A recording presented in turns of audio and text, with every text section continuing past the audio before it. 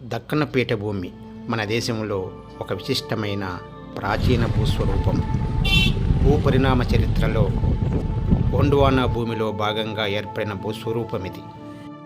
Lava ప్రవాహాలతో, కఠినమైన basalt, granite శిలలతో ఈ భూస్వరూపం ఏర్పడింది. మన దేశంలో విలువైన అలోహ ఖనిజాలకు నిలయము ఈ దక్కన పీఠభూమి. ఇటీవల మహారాష్ట్రలోని ఔరంగాబాద్ నగరం నుండి అజంతా గుహాలయాలకు వెళ్ళే మార్గంలో కనిపించిన జొన్న చేలు పంట ఇది. ఈ ప్రాంతమంతా దక్కన పీఠభూమిలో భాగం. మన దేశంలో అతి తక్కువ వర్షపాతం నమోదయ్యే ప్రాంతాలలో దక్కన పీఠభూమి కూడా ఒకటి. పశ్చిమ కనుమల వర్షఛాయ ప్రాంతంలో ఉండడం వల్ల దక్కన పీఠభూమిలో తక్కువ వర్షపాతం నమోదవుతుంది. నీటిపారుదల వసతులు లేని ప్రాంతాలలో వర్షాధారంగా మెట్ట పంటలు పండిస్తారు. దక్కన పీఠభూమి సారవంతమైన నల్లరేగడి నేలలకు ప్రసిద్ధి. మన దేశంలో ఒక విశిష్ట భౌగోళిక స్వరూపమైన దక్కన పీఠభూమి గురించి భౌగోళిక చారిత్రక ప్రస్తావన ఇది.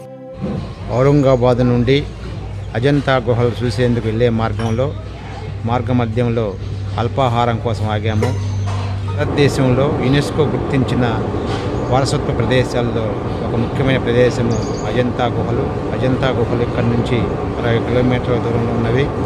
ఔరంగాబాద్ నుండి అజంతా గుహల సందర్శనకు వెళ్ళే సందర్భంలో మార్గమధ్యంలో ఈ జొన్న సేవల పక్కన అల్పాహారం కోసం ఆగడం జరిగింది. భారతదేశపు ప్రధాన భూస్వరూపాలలో అతిపెద్ద భూస్వరూపము ద్వీపకల్ప పీఠభూమి. ఈ ద్వీపకల్ప పీఠభూమిలో నర్మదా నదీ లోయకు దక్షిణం వైపు ఉన్న విశాల ప్రాంతాన్ని స్థూలంగా దక్కన పీఠభూమి అంటారు. దక్కన పీఠభూమికి పడమటి అంచున పశ్చిమ కనుమలు, తూర్పు అంచున తూర్పు కనుమలు విస్తరించి ఉంటాయి.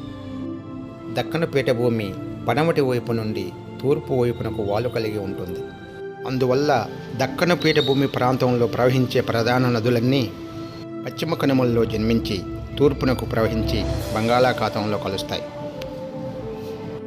భారతదేశంలో రెండవ అతిపెద్ద నది ద్వీపకల్ప పీఠభూమిలో ప్రధానమైన నది అయిన గోదావరి ఈ మహారాష్ట్రలోని నాసిక్ త్రయంబక వద్ద జన్మిస్తుంది. ఈ ప్రాంతంలో మరొక ముఖ్యమైన నదీ వ్యవస్థ కృష్ణానదీ వ్యవస్థ. కృష్ణానది మహారాష్ట్రలోని మహాబలేశ్వరం వద్ద జన్మిస్తుంది. కఠినమైన శిలలతో కూడిన ఉపరితలము, కొండల వరుసలు, సహజ లోయ ప్రాంతాలు, నదీ ప్రవాహాల వల్ల ఏర్పడిన కోత మైదానాలు, ఈ విధంగా అనేక వైవిధ్యమైన భౌగోళిక స్వరూపాలు కలిగిన ప్రాంతము ఈ దక్కన పీఠభూమి ప్రాంతం.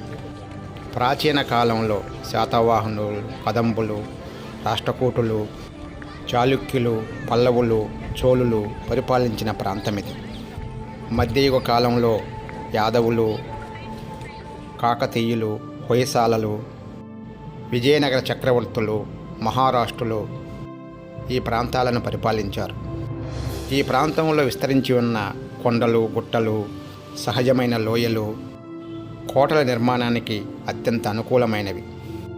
ప్రాచీన మధ్యయుగ కాలం నాటి చరిత్రను మనం పరిశీలిస్తే దక్కన పీఠభూమిలోని వివిధ నదుల పరీవాహక ప్రాంతాలు ఆయా సామ్రాజ్యాలకు సహజ సరిహద్దులుగా ఉన్నాయి. గోదావరి, పెన్నా నది పరీవాహక ప్రాంతాల మధ్య కాకతీయులు, మహారాష్ట్ర ప్రాంతంలో యాదవులు, మహారాష్ట్ర, కర్ణాటక ప్రాంతంలో పశ్చిమ చాళుక్యులు, తుంగభద్రా నదిని సహజ సరిహద్దుగా చేసుకుని విజయనగర చక్రవర్తులు తమ సామ్రాజ్యాలను విస్తరించుకున్నారు. దక్కన పీఠభూమి ప్రాంతంలోని మరాఠ్వాడా ప్రాంతంలో ఉన్న సహజమైన భౌగోళిక పరిస్థితులను అనుకూలంగా మార్చుకొని మహారాష్ట్ర రాజ్య స్థాపకుడు శివాజీ మొఘలాయి చక్రవర్తులను ఎదిరించగలిగాడు.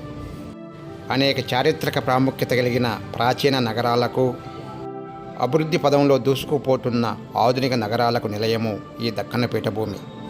మహారాష్ట్రలోని నాగపూర్, ఔరంగాబాద్, షోలాపూర్, పూణే మొదలైన నగరాలు, తెలంగాణలోని హైదరాబాదు, వరంగల్, ఆంధ్రప్రదేశ్లోని తిరుపతి, కర్నూలు, అనంతపురం, కర్ణాటకలోని బెంగళూరు, మైసూరు ఇవన్నీ కూడా దక్కన పీఠభూమి ప్రాంతంలోని ప్రధాన నగరాలు. ఈ ప్రాంతంలో ఉన్న సహజ భౌగోళిక అనుకూలతల కారణంగా దక్కన పీఠభూమి ప్రాంతంలో ప్రవహించే నదుల మీద స్వాతంత్రం వచ్చిన తర్వాత అనేక ఆనకట్టలు నిర్మించారు. ముఖ్యంగా దక్కన పీఠభూమి ప్రాంతంలో ప్రవహించే కృష్ణానది ఈ ప్రాంత ప్రజలకు జీవనాడి వంటిది. కృష్ణానది మీద కృష్ణానదికి ప్రధాన ఉపనది అయిన తుంగభద్రా నదిపైన అనేక ఆనకట్టలున్నాయి. ఇటీవల కాలంలో గోదావరి నదీ జలాల ఆధారంగా అనేక నీటిపారుదల పథకాలు నిర్మించబడుతున్నాయి. ఈ ప్రాంతంలో కావేరీ నదీ జలాలు కర్ణాటక, తమిళనాడు రాష్ట్రాలకు అతి ప్రధానమైన జలవనరు. దక్కను ప్రాంతంలో ఈశాన్య ఋతుపవనాల కాలంలో అతి తక్కువ కాలంలో ఉధృతంగా ప్రవహించే నది పెన్నా నది. పెన్నా నది రాయలసీమలో ప్రవహించే ఒక ప్రధాన నది.